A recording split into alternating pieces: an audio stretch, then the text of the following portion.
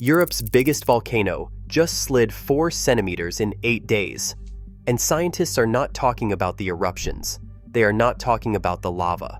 They are talking about something far slower, far quieter, and potentially far more devastating. The entire eastern flank of Mount Etna is racing toward the sea, not in a million years, right now. And the latest data from 2026 has just revealed a hidden connection that changes everything we thought we understood about this mountain. A connection deep beneath the ocean floor that could turn a slow geological slide into a catastrophic wall of water crossing the entire Mediterranean. The catastrophic potential is clear. 1 million people live on the slopes of this volcano. Millions more line the coasts surrounding it.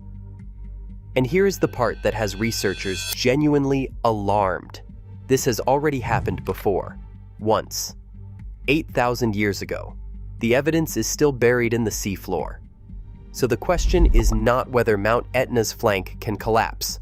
We know it can. The question is, are we already watching it happen in slow motion right now? In April 2016, a team of scientists from the Helmholtz Center for Ocean Research in Kiel, Germany, launched a bold and unprecedented experiment in the waters off Sicily. Their focus was Mount Etna, one of the most active volcanoes on Earth. Specifically, they targeted the unstable eastern flank of the volcano, a massive section of rock long suspected of slowly sliding toward the Ionian Sea. For decades, researchers debated what was driving this motion. Was it magma pressure building beneath the surface, or something else entirely? To find answers, the team deployed 5 acoustic transponders onto the floor of the Ionian Sea. These instruments were carefully positioned above the submarine extension of the fault line separating Etna's unstable flank from its more stable western structure. This marked the first time long-term geodetic monitoring equipment had ever been installed on the seafloor in this region. For the first time, scientists would be able to measure, in real time, whether the base of the volcano was moving beneath the ocean. The mission ran for more than a year, collecting continuous data through July 2017. When researchers analyzed the results, they discovered something extraordinary. During a single 8-day period in May 2017, the seafloor had shifted 4 centimeters. At first glance, 4 centimeters sounds insignificant. But what moved was not a small rock formation. It was an entire volcanic flank, hundreds of cubic kilometers of solid rock.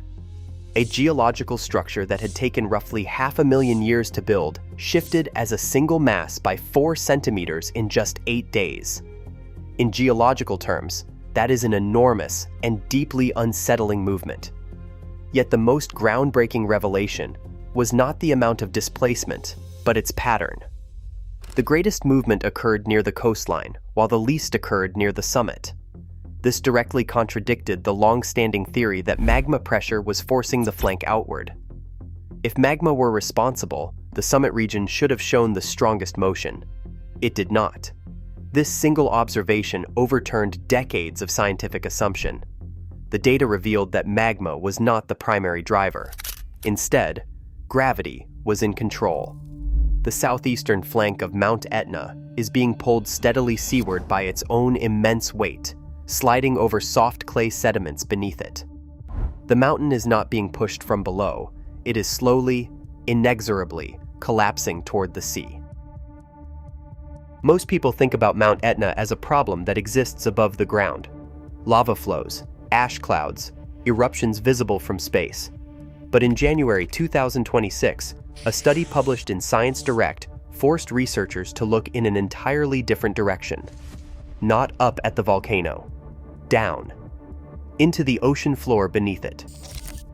The study integrated geological, geochemical, geodetic, and archaeological data collected from Etna's eastern flank over multiple decades. And it reached a conclusion that substantially changes the way scientists understand this entire system. The sliding faults responsible for the flank's instability are not operating in isolation. They are directly connected to the hydrothermal vents on the floor of the Ionian Sea. Here is how that connection works.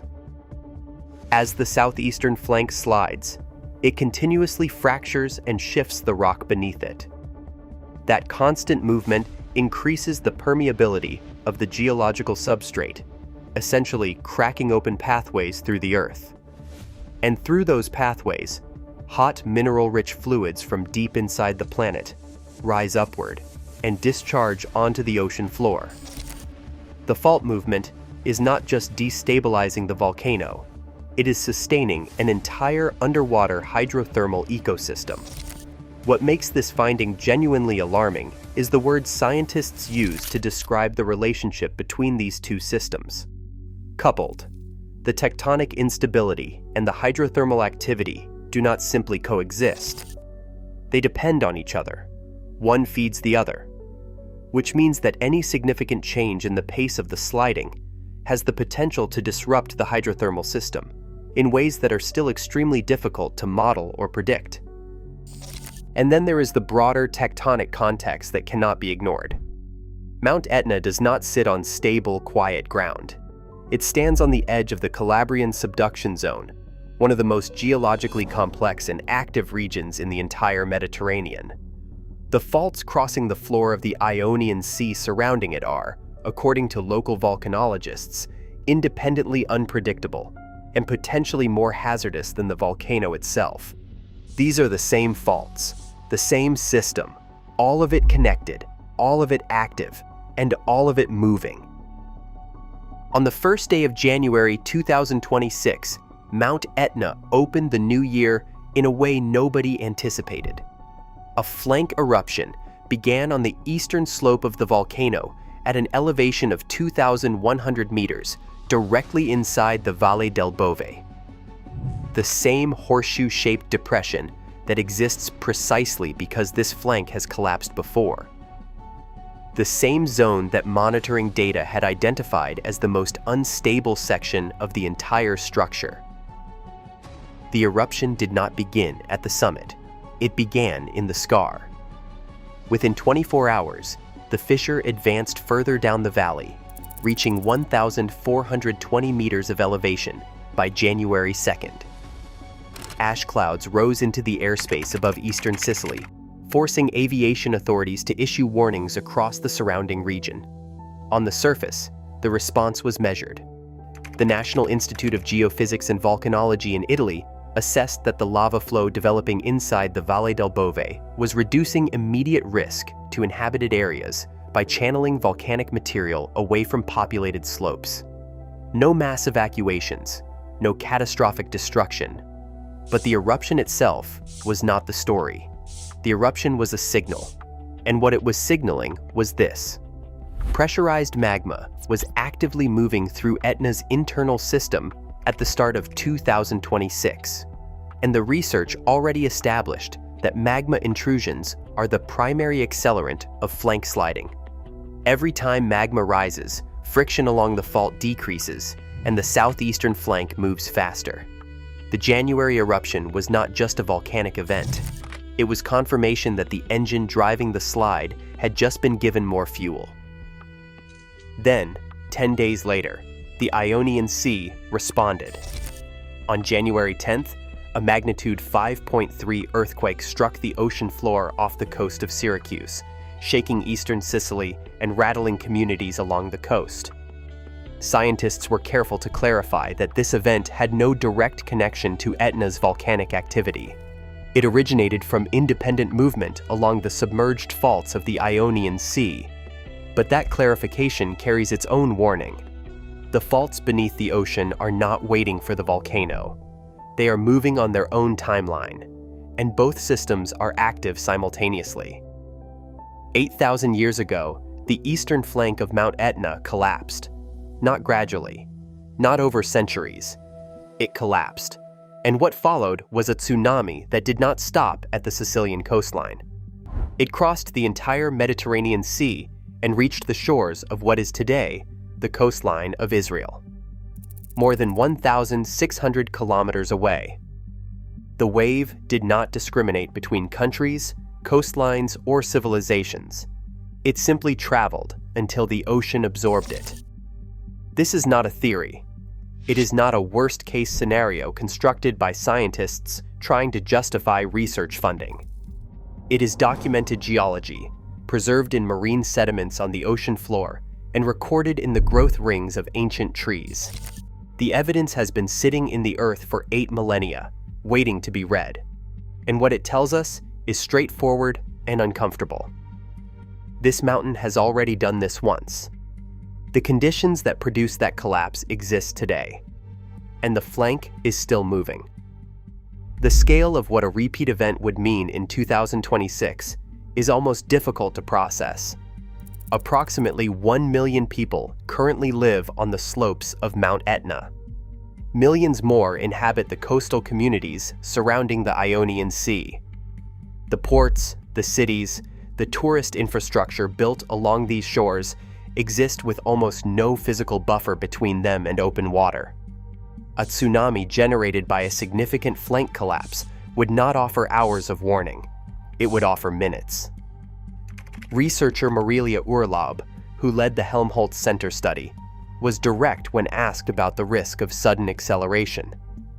Her answer was not reassuring, but it was honest. It could happen in 10 years.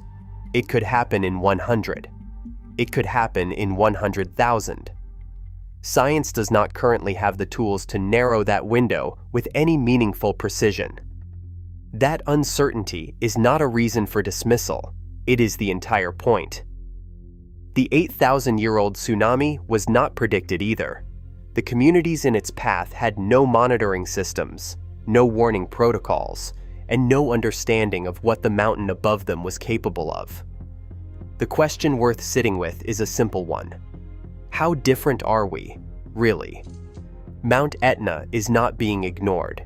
If anything, it is one of the most watched pieces of ground on the planet. Dozens of seismic sensors are embedded across the volcano's slopes. High-precision GPS units track surface movement in real time. Satellites equipped with InSAR imaging technology measure ground deformation from orbit, detecting shifts of just a few millimeters across the entire volcanic structure. And beneath the Ionian Sea, underwater transponders continue the work that the Helmholtz team began in 2016, listening for movement in the fault systems that no surface instrument can reach. All of it runs continuously, 24 hours a day, every day of the year. If the southeastern flank begins to accelerate significantly, the monitoring network is designed to detect it. Mediterranean tsunami warning systems are already in place for coastal communities across the region. The infrastructure of awareness exists. That matters, and it should not be minimized. But the data coming out of 2026 is forcing scientists to confront something that monitoring alone cannot resolve. The connection between the flank sliding, the seismicity of the Ionian Sea, and the submarine hydrothermal vents is far more tightly integrated than researchers understood even 5 years ago. These are not 3 separate problems being tracked by 3 separate teams. They are one system. And the behavior of one component directly influences the stability of the others in ways that current models still cannot fully capture. There is also the question of what accelerating flank movement would mean for the deep-sea ecosystems sustained by those hydrothermal vents. Entire communities of organisms exist on the floor of the Ionian Sea, dependent on the mineral-rich fluid discharge that the sliding faults make possible. A significant disruption to that system would not just be a geological event, it would cascade through an ecosystem that exists nowhere else in precisely this form. The honest scientific position, held by the researchers closest to this data, is this: detection is possible, prediction is not. The monitoring systems can tell us when something is changing. They cannot tell us how far that change will go, or how fast, or what threshold separates a measurable acceleration from an irreversible one. The people who live on the slopes of Mount Etna are not unaware of the volcano above them. They have grown up with eruptions. They have watched lava flows creep toward their villages and recede. They have learned to read the mountain's moods in a way that outsiders cannot fully appreciate. But the threat that the 2026 data describes is not the threat they have been preparing for. It is quieter, slower, and it does not announce itself with fire and ash before it becomes catastrophic. Early warning infrastructure exists across the Mediterranean, and it is more sophisticated than it was even a decade ago. But the speed at which a significant flank collapse could generate a tsunami places enormous pressure on the interval between detection and response. Minutes are not hours.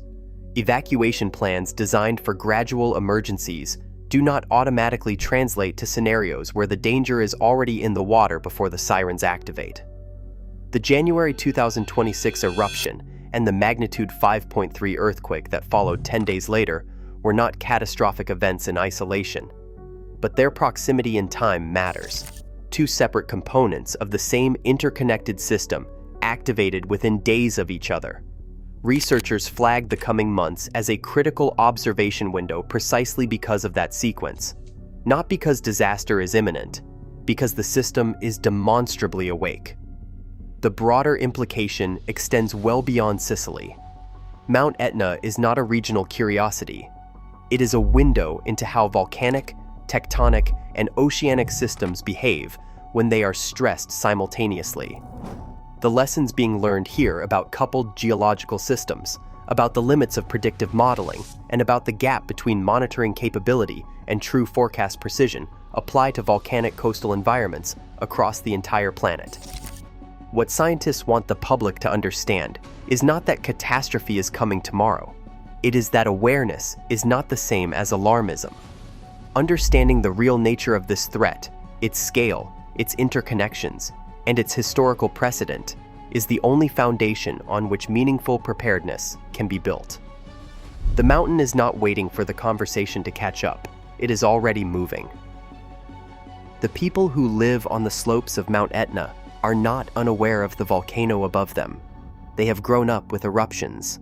They have watched lava flows creep toward their villages, sometimes slow enough to film, sometimes fast enough to redraw maps. They have swept ash from balconies, listened to windows rattle in the night, and returned to daily life once the smoke thinned. Over generations, they have learned to read the mountain's moods in ways satellites and sensors still struggle to replicate.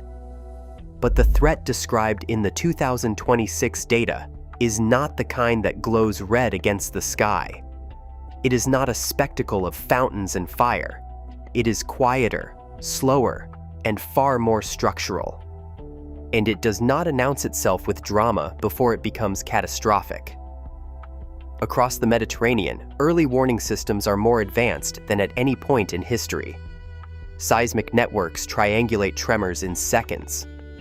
GPS stations measure ground deformation down to millimeters. Ocean buoys register subtle shifts in sea level. Yet even with this technological web in place, a significant flank collapse presents a brutal timing problem. The physics are unforgiving. If a massive section of Etna's unstable eastern flank were to slide into the Ionian Sea, the displacement of water could generate a tsunami within minutes. Minutes are not hours. Detection is not evacuation. Emergency frameworks designed for lava flows or ashfall assume time. Time to analyze. Time to decide. Time to move. A landslide-triggered wave compresses that timeline into a narrow and unforgiving window where hesitation becomes consequence. The January 2026 eruption, followed 10 days later by a magnitude 5.3 earthquake, did not devastate Sicily. In isolation, neither event qualifies as extraordinary for a volcano as active as Etna. But proximity matters in geology. Two components of a deeply interconnected system activated in rapid succession. Magma movement alters internal pressures. Seismic shifts redistribute stress along faults and within the volcanic edifice itself. Researchers identified the months following that sequence as a critical observation period, not because disaster is inevitable, but because the system demonstrated coherence. It moved as one organism rather than isolated parts. It signaled wakefulness. What unfolds on Etna's slopes is not solely Sicily's concern. Mount Etna is one of the most instrumented volcanoes on Earth, precisely because it serves as a living laboratory.